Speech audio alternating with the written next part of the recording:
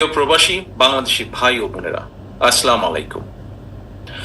আপনারা প্রায় সবাই বাংলাদেশের বর্তমান পরিস্থিতি সম্পর্কে কম বেশি জানেন। কোটা সংস্কারের দাবিতে আন্দোলনকারী ছাত্রছাত্রীদের উপরে র্যাব, পুলিশ, বিজেপি এবং ছাত্রলীগের সন্ত্রাসীদের হামলায় এ পর্যন্ত কমপক্ষে অর্ধশত ছাত্রছাত্রী শহীদ হয়েছেন।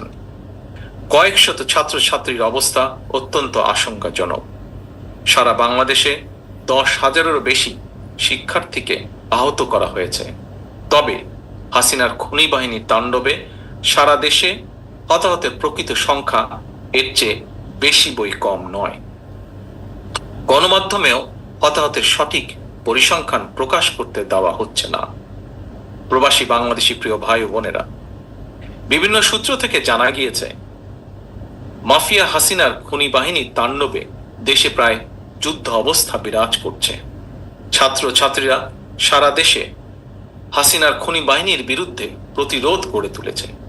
গণপ্রতিরোধ সামাল দিতে খুনি হাসিনা সোশ্যাল মিডিয়া বন্ধ করে দিয়েছে। বেসরকারি গণমাধ্যমেও দেশের প্রকৃত চিত্র প্রকাশ করতে বা প্রচার করতে দিচ্ছে না। বৃহস্পতিবার থেকে বাংলাদেশের ইন্টারনেট সার্ভিস এবং মোবাইল নেটওয়ার্কও বন্ধ করে দেওয়া হয়েছে। ফলে দেশের অভ্যন্তরে একের সঙ্গে অপরের কিংবা এক এলাকা থেকে আরেক এলাকায় যোগাযোগ প্রায় বিচ্ছিন্ন বলা যায়। বহির্বিশ্ব থেকেও বাংলাদেশ এই মুহূর্তে সম্পূর্ণ বা প্রায় যোগাযোগ বিচ্ছিন্ন।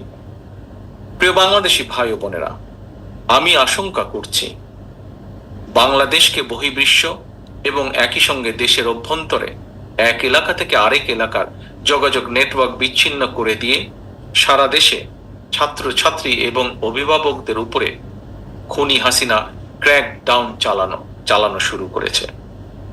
দেশের নিরস্ত ছাত্রছাত্রী এবং তাদের অভিভাবকদের উপরে হাসিনার খুনি বাহিনীর এই ক্র্যাকডাউন 1971 সালের 25শে মার্চের কালো রাতের ক্র্যাকডাউনের কথা মনে করিয়ে দিচ্ছে। বিভিন্ন সূত্র বলছে হাসিনার খুনি বাহিনী রাজধানী সহ দেশের বিভিন্ন শহর, নগর, বন্দরে টহল দিচ্ছে এবং ছাত্রছাত্রী ও তাদের অভিভাবকদেরকে হয়রানি করছে।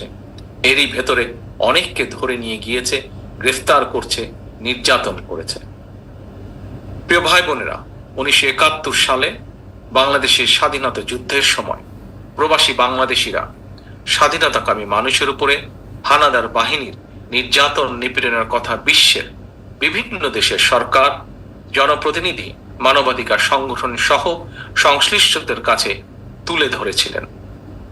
বর্তমান বাংলাদেশেও প্রায় একই পরিস্থিতি বিরাজমান।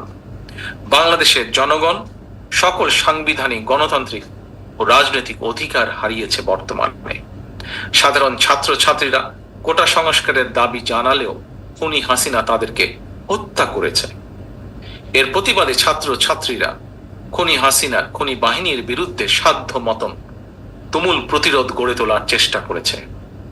1971 সাল ছিল স্বাধীনতা অর্জনের লড়াই, আর এবার দেশ এবং জনগণের স্বাধীনতা রক্ষার লড়াই।